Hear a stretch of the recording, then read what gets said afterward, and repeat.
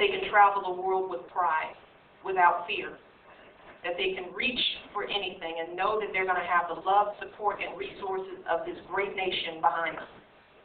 See, that's what I want for my kids. I want that for all our children, but we're not there. And we all know it. You know it. You're not feeling that support right now. I know many of you struggling through college, probably not having the amount of money and loan support that you need. So you know we're not where we need to be. And what I fear is that if things are this bad now and have gotten continuously worse over my lifetime, I wonder what it's going to feel like for my kids when they're growing up. Because things have gotten worse for regular folks. And I talk a lot about regular folks because no matter what degrees you've heard about me, Princeton, Harvard, who I am is how I was raised. And I was raised in a working class community on the south side of Chicago. That's how I identify myself. The lens of the world that I have is seen through that perspective. A working class girl. I saw my parents get up and go to work every day while my mother stayed at home and took care of us until we went to high school. My father was a shift worker, worked as a city worker for all his life. And the only amazing thing about my life was that a man like my father could raise a family of 4 on a single city worker salary.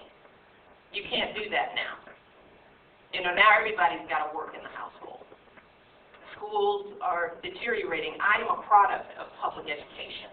I wouldn't be standing here if it weren't for the simple neighborhood schools that maybe many of you came from, that had some decent teachers. You know, you could guarantee your safety. You didn't have to worry about whether you were going to learn how to read. Folks were there, parents were involved. See, that was way back then when I was little. I'm only 44. I know you guys think that's old, but I'm young. Excuse me. You all are 12. That's all. I didn't see much of a 12-year-old. But life has changed. But what I did see in my household was hard work and sacrifice, and I know many of you came from households like mine, where you saw your parents get up and do what they had to do. You know, my father had a disability. He was a man with multiple sclerosis. Contracted it in the prime of his life. He was a boxer, a swimmer, and then he couldn't walk. I never knew my father to be able to run. But you know what? My father never complained, like many of our parents don't. He got up and went to work. He was on time. He didn't make excuses because, see, the beauty of my father was that he was happy that he could support us. He took great pride in that. You think about a man like my father, parents that didn't go to college, who sent not one but 2 of us, me and my brother, to Princeton. Because you could do that back then on a city worker salary. My father wrote his check to Princeton with pride. I don't know what they had to sacrifice to do it, but we went. And the one thing that is clear to me as I travel around the country is that the story of my father is the story of America. I don't care what color folks are. I don't care whether they grew up on a farm or in the inner city. Folks are like my dad. They don't want much. My father didn't want much. He just wanted to know that he could take care of his family. Wouldn't go bankrupt if he got sick. That after a lifetime of work, he could retire with a little respect and dignity. But most people can't even achieve what my father did today, because that little simple life I had is becoming so out of reach for regular folks. And you guys are starting to feel the pain of that. Folks are struggling all over the place, at least regular folks are. Because those jobs that my father had, those solid jobs where you get a pension, you get health care, they're dwindling all over this country. And everybody's got to work in the household because one income isn't enough. You need 2. Schools are deteriorating all over this country. I know in Chicago, on the south side, you go from block to block, neighborhood to neighborhood, and the quality of public education varies greatly. So now parents have to worry that the neighborhood schools aren't doing what they are hoping their kids need. And college is becoming a dream for so many. You all are sitting here, I know, worrying about how you're going to cover registration and pay for those books. And what are you going to do for the summer? I know it because I was there. We are just a few years outside of paying off our debt. And that's only because Barack wrote 2 best-selling books. See, because what we did was what we thought we were supposed to do. We listened to our elders who said, you know what, you reach for your best, you dream big dreams, you get trained, and then you bring those skills back to your community. So with every job Barack and I took, we made less money because we moved out of the corporate sector and worked for the people. Because that's what people told us we should do. So as a result, we were in debt until about 3 years ago. Because you know what? The cost of education is ridiculous. And what we are finding is that young people have to forgo careers of their dreams because of the cost of education. I run into more young people who will not be teachers, who will not be nurses, who can't afford to be social workers because the cost of getting a degree won't be covered by the salary that you will earn. And I know you all are seeing this. Everybody hopefully will not be a hedge fund manager or a corporate lawyer. I hope you all won't. But let me tell you, it is hard to pay off your debt and get working jobs in the community. It is difficult. So now there are millions of couples like me and Barack who have done everything that was asked of them.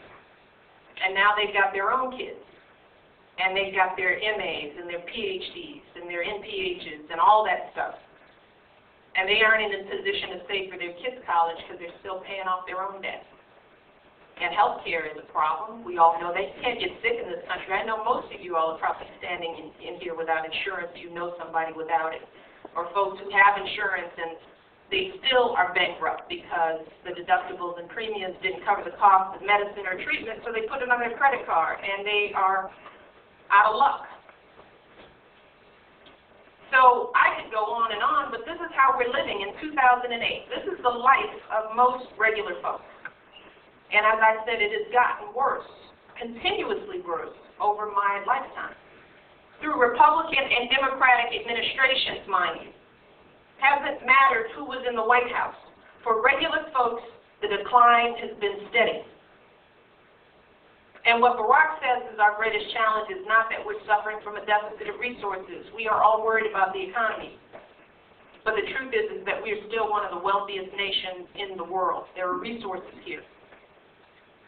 And Barack says it's not that we're suffering from a deficit of policies and plans, and you'll hear the candidates bickering over minute details and their policies. But the truth is that a lot of this stuff is not rocket science. You know, if you look at public education, we know what good schools look like because they exist all over this country, thousands of outstanding public schools. And maybe some of you were the lucky ones who got to go to the one or two really good public schools in your area. But that was luck. Or you had a mother that was finagling and signed you up to that school when you were 3, and you had to call in a favor and negotiate. Well, if you weren't one of those kids, you're out of luck. See, because the problem in this society is that we are suffering from an empathy deficit, and it's important for you all to understand that. Because the fight that we are having in this society starts with the fact that we don't understand that we have to compromise and sacrifice for each other. As a nation, we have to.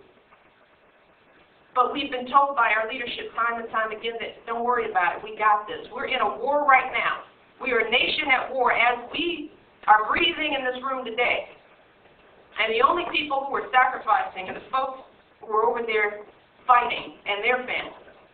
We've been told just keep shopping, watch American Idol, don't worry about it. We haven't been asked to collect a tax, darn a sock, do nothing. And we sort of like that, being able to fight a war, keep moving through our lives. But see, that's not how democracy works. Democracy is all about compromise. It's all about sacrifice. It's this mutual obligation that we have towards one another. And Barack says we are one another's brothers and sisters keepers. That's not just a slogan. It's not rhetoric. It's where everything begins. How we treat one another. Our ability to see ourselves in one another, because the truth is that if you don't know the person that you're sitting next to, you don't understand their pain, their challenges, their struggles, you're not going to want to compromise for somebody you don't know. And that's the problem with our isolation. We think our pain is different. And when somebody asks us to put something really important down for somebody else, we hold fast to it because they're different. See, we need a different kind of leadership right now.